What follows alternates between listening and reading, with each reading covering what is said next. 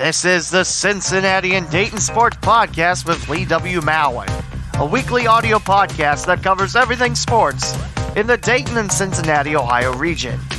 No faffing around, no unnecessary chatter, no focusing on that school in Columbus like other shows, just good, honest, local sports happening in Southwest Ohio, Northern Kentucky, and East Central Indiana. Be sure to bookmark cindaypod.com for ways to listen and podcast merchandise. Theme song by Kevin MacLeod on freepd.com. Here's your host, Lee W. Mowen.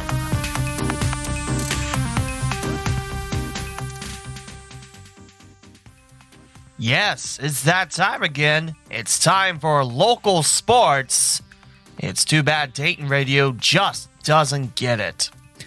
Anyway, welcome back to the Cincinnati and Dayton Sports Podcast. And if you're wondering why there wasn't any episode last week, well, let's just say life's taking a funny turn. I don't really want to get into it, but yeah.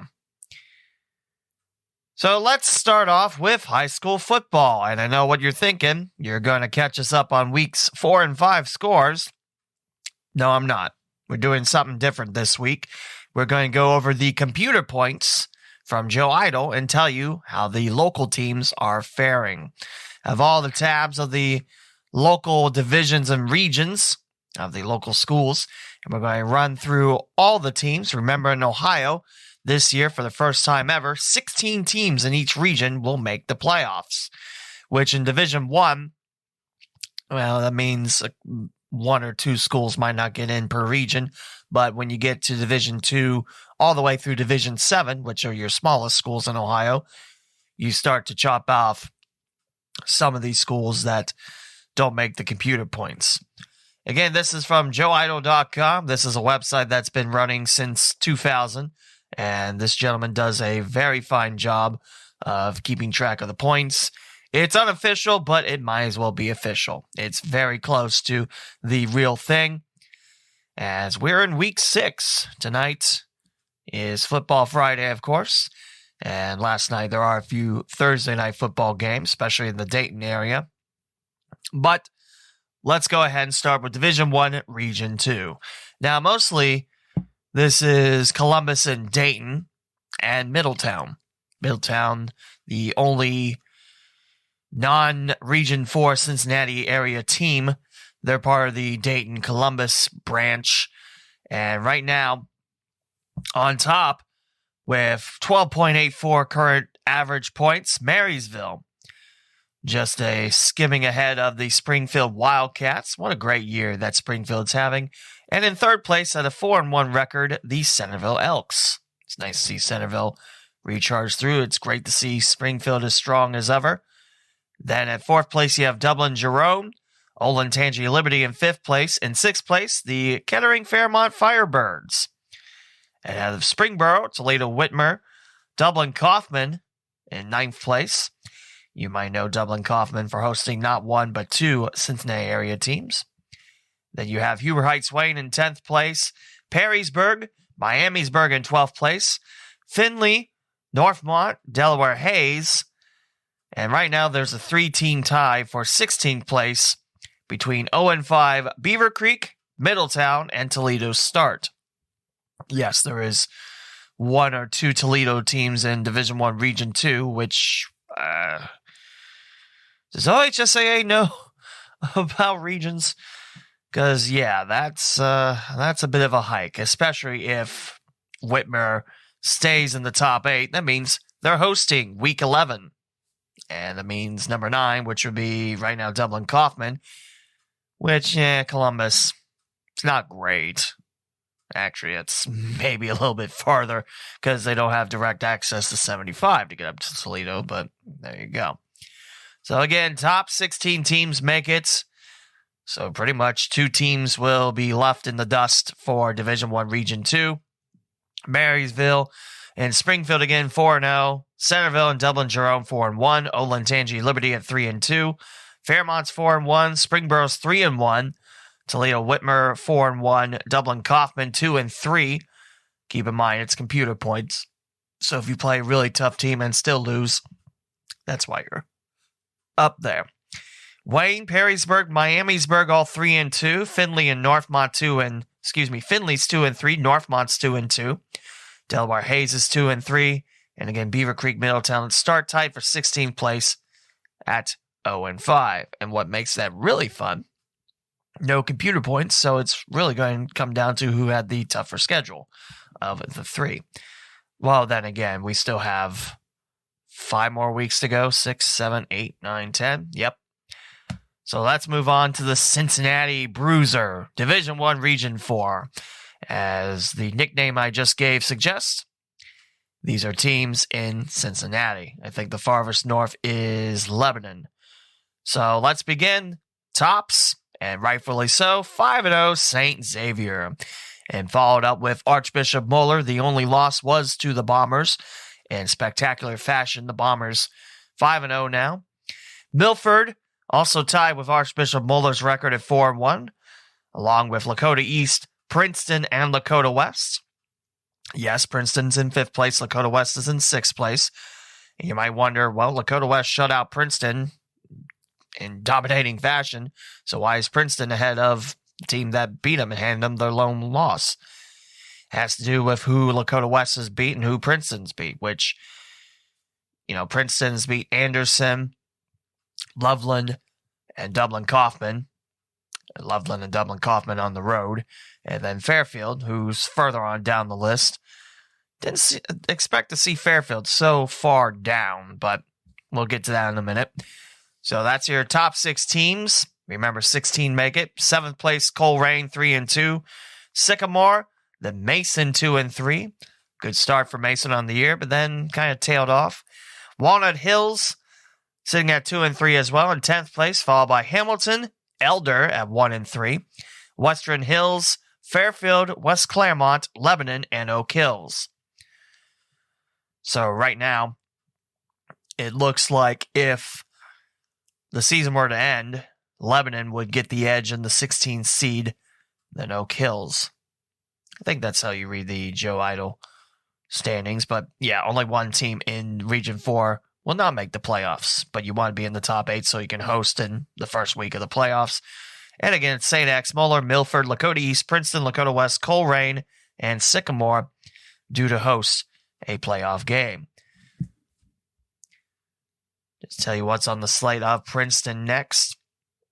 Heading to Oak Hills tonight. That'll be my first trip to Oak Hills, and I hope that I don't get lost on the way. I've studied the directions quite some time. It's by Harrison Avenue, if you know that section. It's pretty close to Indiana. But Oak Hills next, then Middletown on the road, Sycamore at home, then Mason on the road, followed by Coleraine, week 10 at home. So definitely looking forward to all those games and just looking forward to hitting the gridiron again in fall-like temperatures. It's only supposed to get up to 72 degrees today, but last night we had a real nice day of fall because the previous few days have been nothing but rain, rain, rain. So again, that's Division I, Region 4 for you. My Princeton Vikings currently in 5th place at the moment, but still a lot can happen. I will say, last week in the 28-27 win over Fairfield, I didn't expect a blowout like what was brewing last season, but then again, I didn't expect it that close as well. A missed extra point by Fairfield, donking it off the far goal post. Princeton held on for the win. Really bad fumble late, but we move on to Division II, Region 8. Mostly Cincinnati schools, a little Lima mixed in. Dayton area schools also accounted for. There are a total 25 teams, and 16 make the playoffs. This is the point where you're going to see more teams miss the playoffs. Not more teams than not, because I don't think there's any division or region that has that, but you get what I'm saying. There's only a handful that's going to miss in Division 1. And for Division 2 onwards, you're going to see a lot more teams out of the race.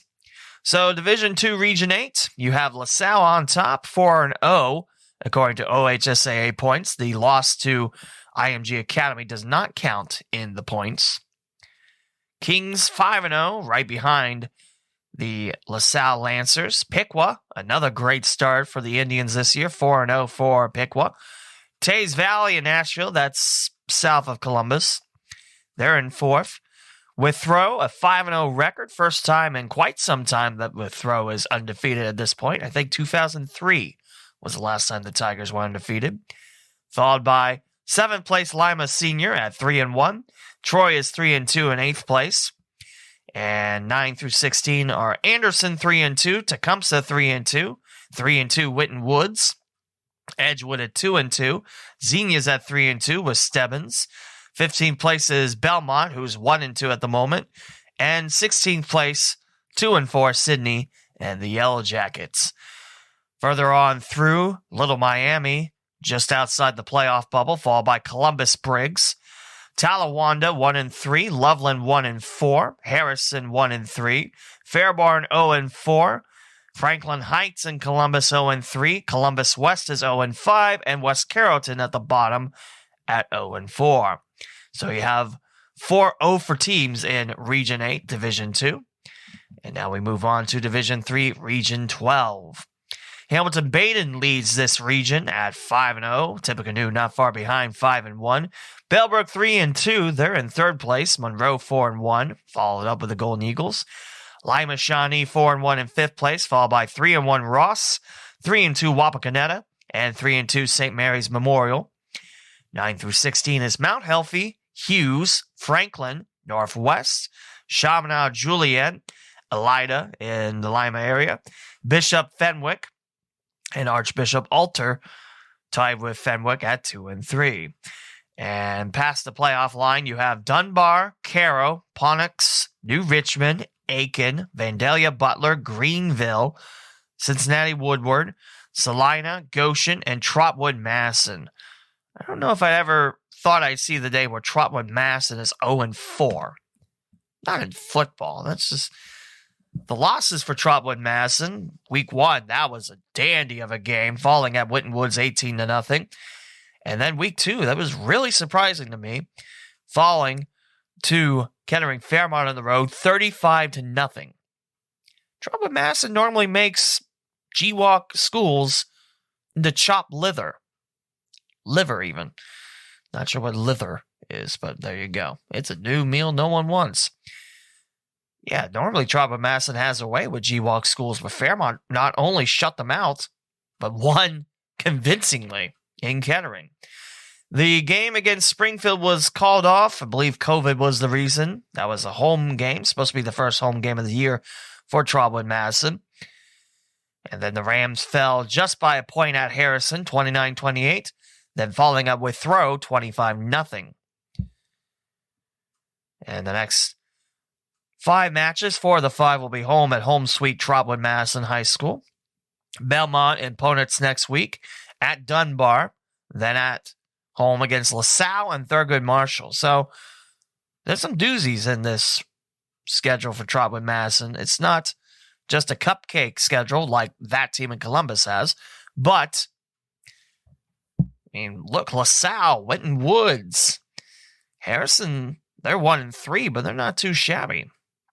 And all but 3 of these battles are in higher divisions as well, which I still can't believe Trotwood Masson is Division 3. I thought they'd be Division 2, but I don't know about that. The other 3, you have Pontiac 2nd, Dunbar in 3-12, and then Thurgood Marshall's in 4-16. So I don't think Trotwood Masson goes 0-10 or 0-9 rather, because Springfield got canceled again. But yeah, that's a big shocker to me. Trotwood Masson at the bottom and no wins after week 5. So that closes out Region 12. Time to head to Division 4, Region 16. Big surprise, the Eaton Eagles are soaring over everyone. 5-0 record for Eaton, and the best current average points at 11.4616. That's over 2 points cleared of second place Wyoming. I think that's the best result for a Preble County high school football team. Trying to think what Preble Shawnee has. and they are not in Division 4 like I thought they were. Well, we'll find out in a moment. I think Preble Shawnee might have an undefeated record, maybe 4-1. We'll find out soon. But yeah, Eaton, what a run they had. They're also the WDTN Operation Football Team of the Week. So definitely a lot of fun to see my home county teams do well. Second place, the Wyoming Cowboys. They're always strong. They're 5-0 on the year. Archbishop McNicholas 5-0, 2 in third place. Waverly, that's in Southern Ohio. The Tigers are 4-0. Graham 3-1. A couple years back, Graham football normally towards the bottom, but it's nice to see the Falcons on top. Greenfield McLean 4-0 in 6th place. Clinton Massey in 7th place 3-1, along with Bethel Tate. And that's your top 8. The bottom 8 making the playoffs. Milton Union 4-1. Valley View 3-2. One of the 2 losses were to Milton Union, who's ahead. The other one going to Ross. Taylor at 3-2, along with 3-2 Hillsboro. 2-2 Washington Courthouse, Washington. Oakwood 2-3. Northridge 3-2. And in 16th place, 4-1 Waynesville. Again, if you're wondering why Waynesville has the better record than most of the teams I read off, it's due to points and who you're playing. So outside the bubble, you have Kenton Ridge at 3-2, Schroeder 2-2, Indian Hill 1-4. I don't think I would have expected Indian Hill and the Braves to be that far down after 5 weeks. Batavia 1-3, Norwood 1-4, Unito out of Chillicothe 1-4, and 0-5 Northwestern, Thurgood Marshall, and Urbana. So yeah, I tell you, Division 4 Region 16 is probably one of my favorites. Not like I don't like covering Division 1, no, but being an alum of Valley View, that's the main experience I had. And yeah, these are teams that can really put a hurting on you. Clinton Massey up there, Wyoming, and Eaton having a great year. I mean, dynamite. Now for Division 5, Region 18. Yes, this is not Region 20. Normally your last regions of a division will be Cincinnati, Dayton area, but there are some area teams we talk about. So we're going to go ahead and run through them. Division 5, Region 18. How do you say that? Togany, Otsego, they're 5-0. They're tops. Pemberville, Eastwood, also 5-0. Ottawa, Glandorf, 3-2 in third place, along with Indian Lake. 4-1, North Union, along with Liberty Benton and Elmwood are all 4-1. Elira Catholic is, not Elira.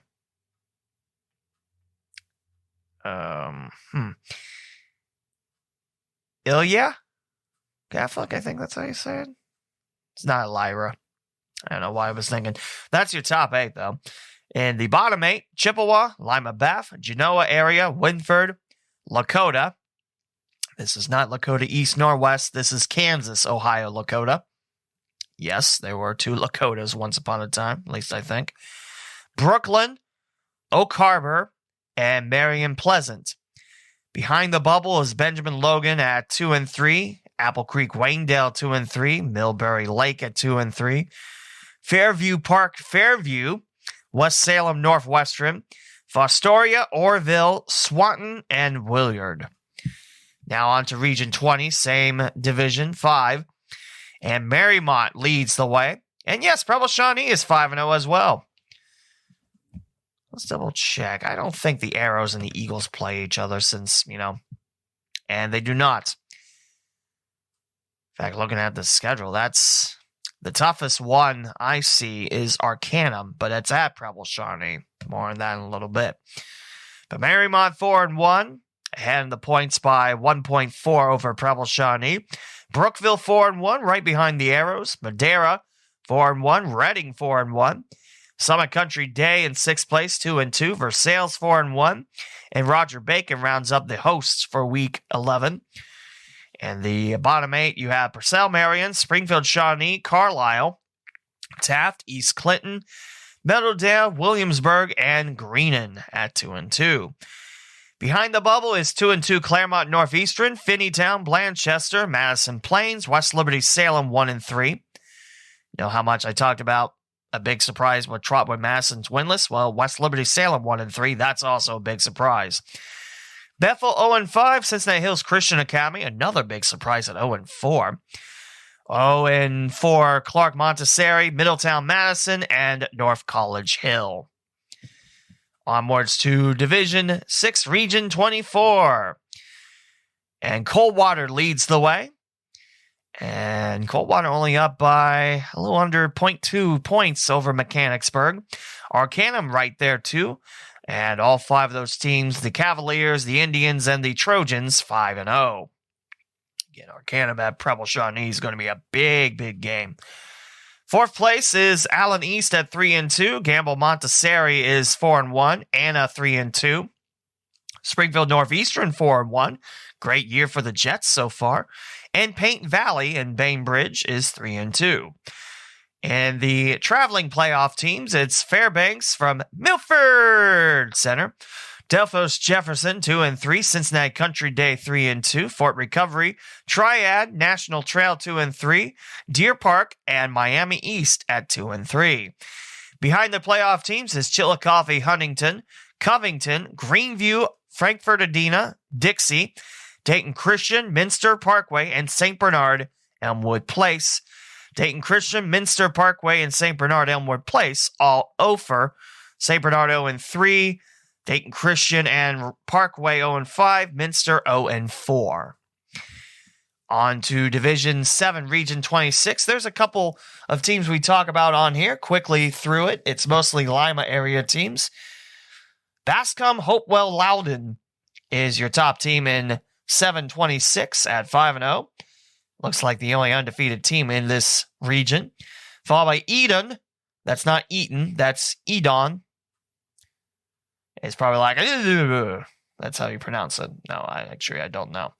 Edon is 4-1, along with Lima Central Catholic, Macomb, Ayersville, Upper Scioto Valley, Patrick Henry, and Crestview rounds up the top 8.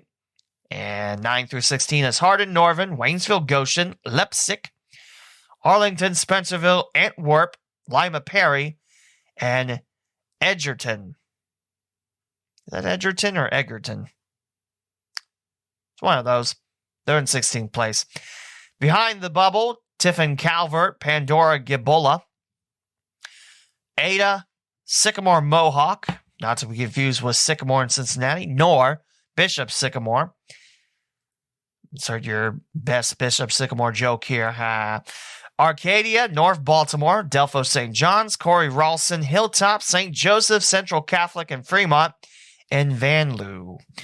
And now to Region 28, Division 7, and the Marion Local Flyers flying high by about 3 points over Portsmouth, Notre Dame. Both those teams are 5-0. New Bremen, along with Fayetteville, Tri-Village, and Springfield Catholic Central, all 4-1. Big surprise for Springfield Catholic Central. Past few years haven't been great for the Irish, but turned it around this year. Great 4-1 start for SCC. 7th place is Riverside 3-2, and Cincinnati College Prep also at 3-2. 9 through 16, Portsmouth, Sciotaville Community, Tri-County North, St. Henry, Troy Christian, Beaver Eastern, Fort Loramie. It's weird to see Fort Loramie at 2-3, and Sonia and Miami Valley Christian Academy, who's sitting at 2-3, which is very impressive considering the fact that Miami Valley Christian Academy pretty much had a fire that wiped out their entire football supplies, and neighboring schools helped them out. So that's nice to see. That'd be nice. That would be a nice story if Miami Valley Christian Academy got in the playoffs. Behind the 16, Lachlan 1-3, Southeastern Local, Franklin Furnace Green. Is that Franklin Furnace Red? New Miami, Ridgemont, my Twin Valley South Panthers 1-4. They picked up their first win of the year against Mississinawa Valley, who is at the bottom of this list. Spoilers. Followed by Bradford, Cedarville, Hillcrest Academy in Cincinnati. Oh, normally I just say Hillcrest, not Hillcrest Academy. That's what threw me off for a minute. 0-5 Layman Catholic. That's a shocker. Manchester and Mississinawa Valley. Bradford, Cedarville, Hillcrest Academy, Lehman Catholic, Manchester, Mississauga Valley have no wins. Railroaders, Indians, and the Blackhawks 0-5, along with Lehman Catholic and the Cavaliers. Manchester's only 0-2, and Hillcrest Academy is 0-3. And that is your entire spiel of Divisions 1 through 7 of local high school teams as the playoffs are lurking nearby. Again, something different because I didn't want to recap 2 weeks of scores. Plus, I didn't want to write them in my Word document. I know I've gotten lazy. No, I haven't. I've just become a full-time stepdad. So that means take the kids to school, take them from school, and apparently take them with me to work this weekend since, Mama Bear, my fiance, works. So that'll be fun. Actually, it will be fun. Normally I don't talk sports to the girls because I'm afraid they don't like it. So there you go. So again, that's your top 16 teams and the teams out of the playoff bubble. You might have your own thoughts of why we're having so many teams in the playoffs. I like it. I think it's valuable experience. I'll tell you, once upon a time, there was just 4 teams in Ohio that made the playoffs. That was back in the 70s. But things have changed. So, yeah. High school football, still 5 weeks of regular season to go. And yours truly will be with the Princeton Vikings later tonight at Oak Hills. And I'll have the call for you on Flow Sports. Join me there. It's $19.99 per month or $150 a year. And you get all the Flow Sports library, not just Princeton Vikings football. You get everything. And I am broadcasting live for ESP. Can't thank Rob Ebel enough for the opportunity. But now it's time to change subjects about more local sports.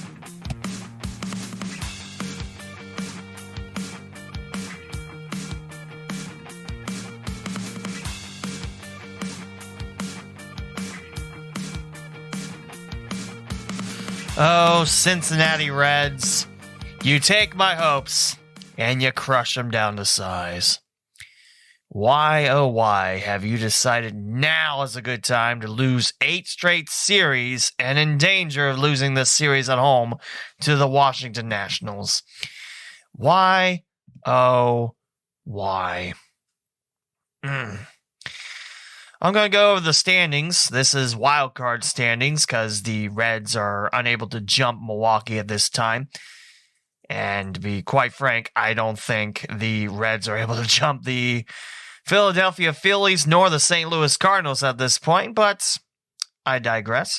First off, your division leaders in the West, it is San Francisco. They have already locked a playoff spot, 99-54, 1 win from the century mark. That's impressive, San Fran. Milwaukee, not too shabby as well. The Brewers, 91-62. And in the East, it's Atlanta at 80-71. So now we look at the wild card in the NL. Los Angeles Dodgers, they have already locked that up, 98-55. And yeah, 1 game back of the Giants. It's going to be a fun race to see who wins the NL West and who gets the wild card spot. But the Dodgers are in as well. So that means there's 1 spot in the wild card to go. And who is caught on fire? It's not the Reds. It's the St. Louis Cardinals. Oh, that hurt my Cincinnati soul just saying that. But the Cardinals have won 12 straight games. 12 straight. 83-69 are the Redbirds. I thought they were left for dead, but they've caught up, and they have stormed in the last wild card spot. 12 straight wins, and it looks like there's no stopping the Cardinals.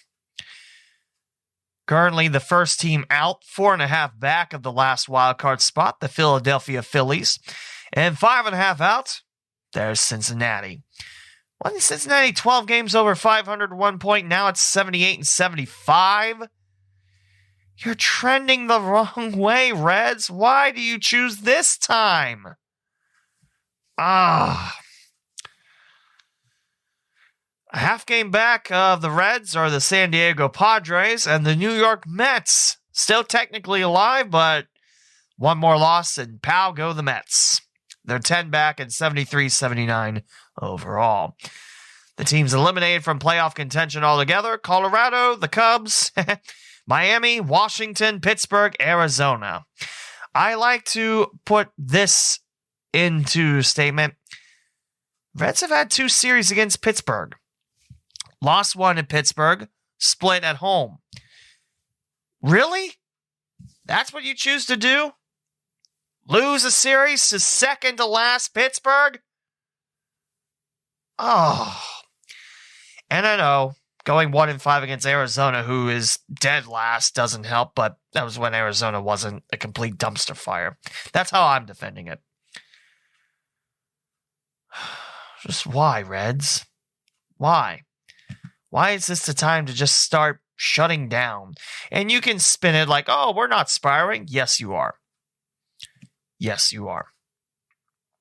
Ugh, it is so heartbreaking just to see what was so promising and I think as high as 70% chance of getting to the playoffs just spindle down. Reds are on life support at this point.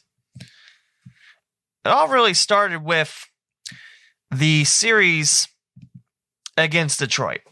That should be, a must-win series. Reds took 1 out of 3. And then at Chicago, the Cubs are terrible. The Reds lost 2 out of 3.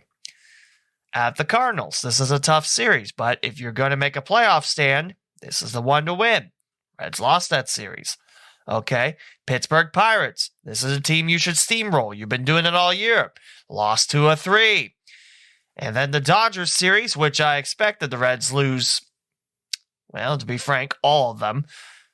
Won the first game pretty nicely, but the second and third game, not so much. Again, the home series against Pittsburgh, that ended up being a split since the Wednesday afternoon game got rained out. And right now, down the series to Washington, 1 out of 4. Reds need to win the next 3. Reds need to win all the games. Let's be real.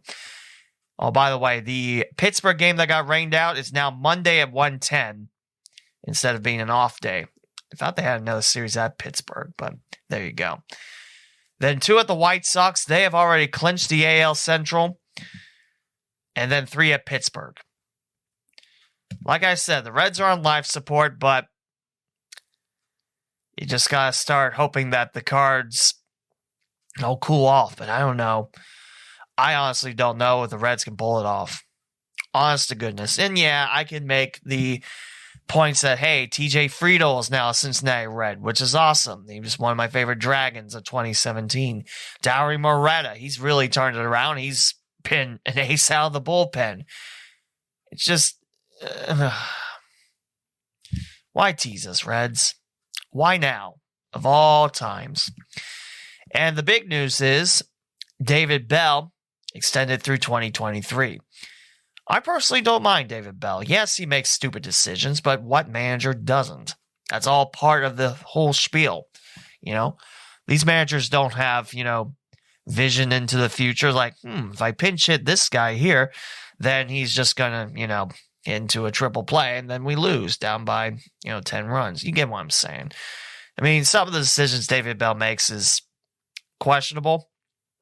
And if most of the coaching staff comes back, I don't know how you keep Alan Zinter at this point. It's just, you see the hitting isn't there. It's saddening to see. But I don't blame David Bell through this mess. Not all of it's his fault. He just manages the teams that, the organization gives him. And I know a lot of people are pointing fingers at Bob Castellini. Yeah, I'm starting to look that way too. I mean, next year we have to have a bullpen with solid relievers, not just names of the past that were solid and now, throw meatballs across the plate. No, you can't have that. Need good bullpen arms for next year. I hope that Castellanos comes back. He's the heart and soul of the offense. And definitely would hate to see him gone, especially if it's to another NL Central team. I think Castellanos loves Cincinnati, but I don't know. He wants to play for a championship. I don't blame him. So hopefully he'll come back. I mean, starting rotation, Luis Castillo had a slow start, but he's bounced back nicely. I mean, very rough start, but then came around again. Sonny Gray, I mean, there was a stretch that was made out of glass. I think, 3 straight IL trips, something like that. Wade Miley, I don't know if he's coming back, but, he's been rock solid most of the year. I don't, there's not one area where the Reds need to focus on. Well, the bullpen, but at the same time, I don't know. Bell has a 184 and 190 record in Cincinnati. And with 8 games remaining, he's now 78 and 76 this year. No, excuse me. I'm 1 game off, 78-75. I remember what I said in the standings with 8 games remaining. Krall said he's done a great job with the team we've had now. That is, I believe Nick Krall, who's the GM, took over a season ago. I think it's just natural they'll be leading us forward. We made the playoffs last year, had a good run this year, and still have a chance. We got a guy in the spot that knows how to run a major league clubhouse and a dugout. I feel he's the right guy moving forward. Last year, Reds went 31-29 in the abbreviated season thanks to COVID and made the wild card series before being swept in 2 games at Atlanta. Because of payroll reductions in the offseason, the Reds weren't predicted to be contenders in 2021, but battled hard all season. So, yeah, you can look at it that way, but if you're battling this hard, you can't just falter in the end and just like, well, we didn't have money, so there you go. So, keep in mind, this is a team that hasn't had Trevor Bauer, thank goodness. All the crap he's done, he's going to get the book thrown at him, and rightfully so, if he's guilty of what he's done. Anthony DeSclafani leaving as a free agent, which, at the time I wasn't terribly upset because he was on again, off again, on, off. Also, Nick Senzel hasn't played most of the year. TJ Antone, he's out. Eugenio Suarez, this is definitely his worst pro season. Hopefully he doesn't have the same start in 2022. Mike Moustakas, he hasn't been the same. He's been hurt a lot. But we've seen Jonathan India take off. Tyler Naquin really shine in his role. Kyle Farmer. Joey Votto has had a resurgence this year, which has been great to see. I mentioned Castellanos and Jesse Winker when he's been healthy. They've been strong as well. I still think Jose Barrero is the future at short, but we'll see how that goes there. It's just tough to see how well the Reds are doing and just have it collapse like that. So likely to return pitching coach Derek Johnson, which I still like. I think he's done a nice job. Freddie Benavides, he was the first manager in Dayton Dragons history for those that like, stuff like that. Alan Zinter, which there's a lot of people calling for his head before 2021, and I think those calls might be starting up again. Delino DeShields Sr., he's the first base coach. J.R. House at third. Bullpen coach Lee Tunnell. And game planning coach Jeff Pickler. Assistant hitting coach Joe Mather. Assistant pitching coach Eric Yeagers. And associate coach Rolando Valles. And assistant coach Christian Perez, excuse me. So it doesn't look like any of the coaches are going to lose their jobs. But there is another story I have to share. And this one affects the Dragons and all the farm system of the Reds. This story got me a little angry because I honestly liked the work that this gentleman did in short time. Kyle Bodie, you might know him as the minor league pitching coordinator. And now he's gone. He said that there was a lot of things that couldn't see eye to eye with the organization, which I think is not great. Also, CJ Gilman parted off as well. So now the Reds are going to hire a hitting coordinator, director of pitching coordinator, and SR Director PD. Because that was Eric Lee, and apparently he's gone too. So, these were two hires, Kyle Bodie and CJ Gilman, by Dick Williams when he was still president of baseball ops. And Bodie's an announcement when he parted ways with Cincinnati. He thanked both Williams and Eric Lee for taking a chance at moving the Reds' player development department in a new direction. Both were instrumental in effecting enormous change. Reds farm system, I think's 10th? Which, that's good. Reds are normally towards the bottom of the numbers. I think this is Baseball America. By the way, this article is from RedsMinorLeagues.com. It is Doug Gray with the article. So, Dick Williams, Eric Lee left last year on their own. Both Bodie and Gilman know in their parting ways that the organization is going in a different direction of development.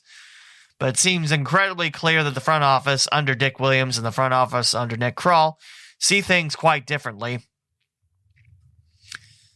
And this is a shame, too, because Bodie and Gilman were hired before 2020 season was supposed to start, but, of course, that never happened. So, those guys only got 1 year to show what their plans were. I hate it.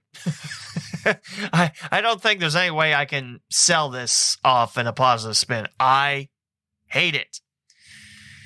Just 1 year trying to turn minor league baseball in a different direction. And you're already butting heads saying, no, we want it this way? Just no. Now, towards the bottom of the article, continually for the sake of continuity is dumb. If it's not working, sticking with it to keep continuity going makes zero sense. But it seemed like things were on the up and up for Cincinnati, and now back to the drawing board. I'm pretty upset on that. I didn't see a lot of people chime in on this. Although, looking at the comments underneath the article, this is stunning and unbelievably disheartening, let alone bizarre in its timing during a wild card chase. How bad was it that they couldn't wait a few more weeks? Yeah, I don't know. The reality is, this is another comment, that the average Reds fan has no idea about these moves nor cares. Which, yeah, I mean, if you think about it, you come out and you watch the Reds and that's it. But for those that actually follow along with stats and everything, such as myself, because, media, it's just, I love to know what happened behind the scenes that, both bolted before the season concluded. And this was during the last week of the Dragons season as well, which we'll step aside and talk about next.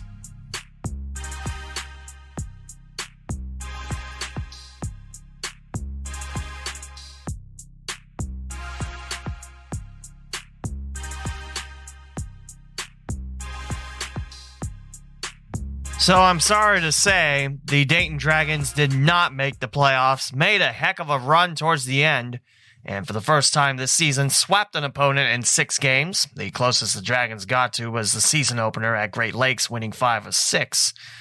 Although that 6th game, the loss, little iffy on Great Lakes' part.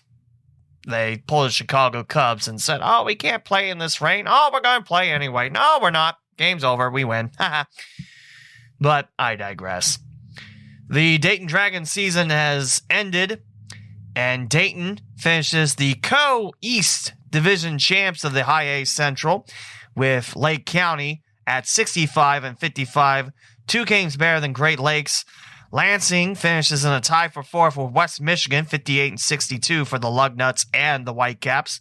And Fort Wayne falls to 6th place, 54-66, a tough year for the Caps, and 11 back of Dayton, Lake County. So this year, you might know playoffs are different. It doesn't matter which division you are. If you have the best and second best record, you're in the playoffs. Everyone else, take a hike. And unfortunately for Dayton, during Saturday's win the Cedar Rapids Colonels won the game, and that allowed them to hold on to the last playoff spot for good.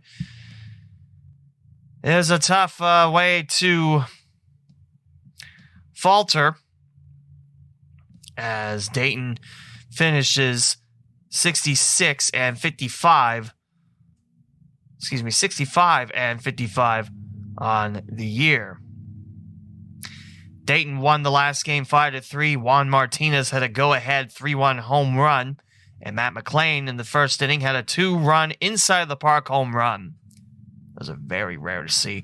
Spencer Stockton, who has bounced around between starting and relief role, picked up the win with 4 scoreless innings. Came in the third inning, I believe. So, unfortunately, no playoffs for the Dayton Dragons. But a good season. A season 10 games over 500. That's something to be proud of. And Juan Moreno, unless he chooses not to come back, he should be back. So it should be the same manager core coming into 2022. And hopefully I can tell you some of the stats for the Dayton Dragons by all the players. Mario Bautista, he only played in 36 games, but has the 257 average. Why is he on top then? Because that's not the top average. Oh, I beg your pardon. It's alphabetical order. That would make no sense. Jacob Hurtubise had a great year, 283. This is a gentleman in his first year in pro baseball, coming from Army West Point. No home runs ever in his baseball career, and unfortunately, he doesn't hit one in Dayton. Does have 12 doubles and 3 triples, though. This Dayton team hit 246 as a club, and the opponents hit 224. This is a Dragons team that had 206 doubles, 24 triples, and 86 home runs, led with Quentin Cotton's 10. Also 41 RBIs, is the most hit by a Dragon this year. Of course, you can't forget the blistering start by Brian Ray in the beginning. Played 13 games for Dayton, then got the call up to AA Chattanooga. He finishes with a .423 batting average in Dayton. So again, a lot of positives on the offensive side. Some not so much. Francisco Urbaya is definitely a positive. 67 games, .333 batting average. This is a gentleman that had 82 hits and 246 at-bats. This dude could hit. He was the real deal. And it's great to see him get a shot in Chattanooga. We move on to pitching. Staff ERA of 4.45 in the 65 and 55 record. This is a Dragons team with 36 saves on the year. There's a lot of players, so bear with me. 5 saves is the most. It was Braxton Roxby, the slider dazzler. This is a gentleman that lives by the off-speed stuff. That's his bread and butter. And that's why he was picked up by Cincinnati to go to the Cincinnati Reds. Again, 65 wins, the most on the year. Looks like Pedro Garcia in the bullpen had 7. And right behind him, Noah Davis had 6 wins. And 3 of those were Dayton, so that was with SPO, I guess, spring training, I guess. So, yeah, it was a good year for Dayton. It does not end in the 8th trip to the playoffs for Dayton, but, hey, there's a lot to be excited about. And I can't wait to see what the 2022 staff looks like in terms of the coaching staff, because I think all of them are back. And plus the new Dragons that'll come in. I think some of them that we saw late will be back. Like Matt McClain, I think he'll get a start in Dayton and then possibly move up to Chattanooga, depending on how well he does for Dayton. Alan Serta, he hit 273 in his 21 Dayton games. You could say he might go up to Chattanooga. I think he'll start in Dayton, though. Quentin Cotton, I think he's done enough to get the call up, maybe starting in Dayton again. The one I really want to see is Reese Hines. That dude can hit. He's mashing all along in Daytona. Well, was mashing around. The season's over. In fact, the seasons are complete for Chattanooga, who finished 58-54. Dayton 65-55. That is the best mark out of all the teams, 10 over 500. Daytona went 60-60. The ACL Reds 33-26, and the DSL Reds went 24-22, but their season isn't complete. In fact, they play in about 45 minutes. Louisville looks like they have an off day coming up, and they're currently 51-68. When is the last time the Louisville Bats had a winning record? I think when they were still known as the River Bats. I think. So there you go. Yes, a tough year missing the playoffs like that, but you got to feel pretty happy about how the Dragons did this year. Again, Reese Hines, he went 259 on the season, 12 home runs in 54 games for the Tortugas. And yeah, so it looks like the Reds won't make the playoffs, and it also looks like none of the other farm teams will make the playoffs as well. And that will do it for our first episode in 2 weeks here on the Cincinnati Dayton Sports Podcast. Yes, I know, need to talk about the Bengals, and we will next week. I promise you. Next week, we'll talk about the Bengals' first 3 games, a victory, an overtime victory over Minnesota, a loss at Chicago, but Joe Burrow did make it interesting in the end. And against the heated rival Pittsburgh Steelers, Lord, please prevent the Steelers from shoving Joe Burrow when he's clearly out of bounds towards the benches. Okay, thanks, bye. Yeah, I wasn't happy about that. Also remember last year, the win over Pittsburgh at home, it was Ryan Finley with the victory, not Burrow, because that was a couple weeks after his season was ended in Washington. You know, I like to tell you the offensive line has improved, but Burrow is still getting hit a lot. And I don't know how much the offensive line has really improved. It's that wave of cautiously optimistic and worrying for Burrow's life if he's going to get hurt again like he did at Washington last year. I do worry about that, but you know what?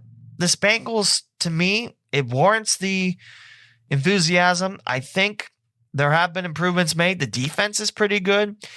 In back-to-back games, only allowing, what would that be, 44 points? So yeah, that sounds like a lot, but hey, I mean, at least they're in these games. I think the offense, definitely with Jamar Chase, man, that connection from Burrow, silky smooth. And yes, I know I was on Team Sewell to help the offensive line, but I never said I hated Chase. I never said that in this podcast. If you can find that segment where I said it, then you have chopped up my podcast to, make it say that I said that, because I've never said that. Pretty much, I was a little sad, but I was happy because Chase, he definitely adds that element of a breakout wide receiver, which is something I think the Bengals needed for quite some time since A.J. Green was never fully healthy with Burrow. So I like it. I definitely love it now. A couple touchdowns for Chase on the year, but there's still work to be done. So again, we'll talk about that next week. Hopefully, maybe Monday, if everything goes according to plan. We'll cover the football scores for week 6, and we'll talk then, because hopefully I will get on some type of schedule where I can actually get this podcast out. Because, again, it's a shame that Dayton Radio doesn't see fit to cover Dayton sports, just that team in Columbus. Which, by the way, nice job struggling with Tulsa there.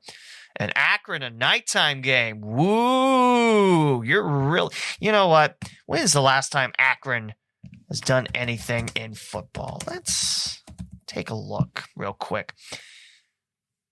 Like I said, we don't cover that team in Columbus. If you want that team in Columbus, go listen to everyone else in Dayton. 1981 was the first year for football. What did that say? And why am I going to Akron's site? I probably should just go to Wikipedia. 1891. Okay. Let's go to Wikipedia because maybe they'll have the records.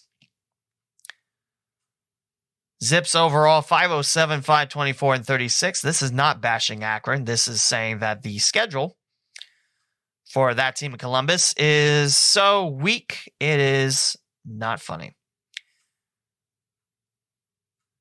I will say, Akron played for a division championship in 2017. That's a lot further back than I remember, but lost to Toledo 45-28. That was the last time the Zips made a bowl. Terry Bolden was the head coach. The Boca Raton Bowl, and falling to Florida Atlantic 50-3. Is that the year that Lane Kiffin was there? No, I guess that's Florida Atlantic. I'm thinking Florida International for some reason. And it looks like there are no records through. Yeah, Akron hasn't been good in quite some time. Just to tell you that. But, there you go. That's the most we'll talk about that team in Columbus ever, because we're not a That Team in Columbus podcast. There's 10 trillion of those out there, and the local media covers that team in Columbus like there's no teams in Dayton, which is a shame. But that will do it. Before I get more on a tangent there, don't like tangents. I just like talking about local sports, as this is episode 220 here on the Cincinnati Dayton Sports Podcast. My name's Lee W. Mallon. Don't forget to check out CindayPod.com and follow me on Twitter at the Lee W. Mallon. That's where I'm at most of the days. And we will talk to you again for the next episode.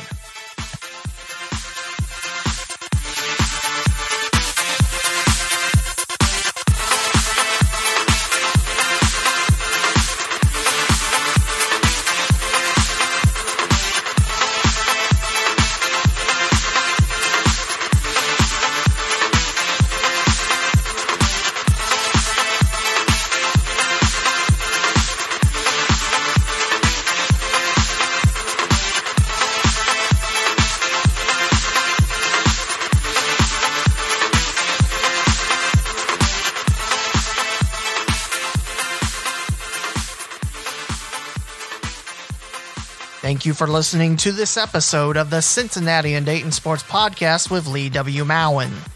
Be sure and bookmark CindayPod.com, the official website of the local Cinday Sports Podcast. From there, you can find your favorite way of listening to future episodes on platforms such as Apple Podcast, Google Podcast, TuneIn, Pandora, Spotify, the iHeartRadio app, and more. You can also find the Redbubble and TeePublic shops there too, where all podcast merchandise purchases go to help the podcaster. Follow on social media at CindayPod and the Lee W. Mallon on Twitter, Facebook, and Instagram. This closing theme was created with the Splash app. This is Lee W. Mallon saying thank you again for listening, and we'll talk more local Cincinnati and Dayton, Ohio sports next time.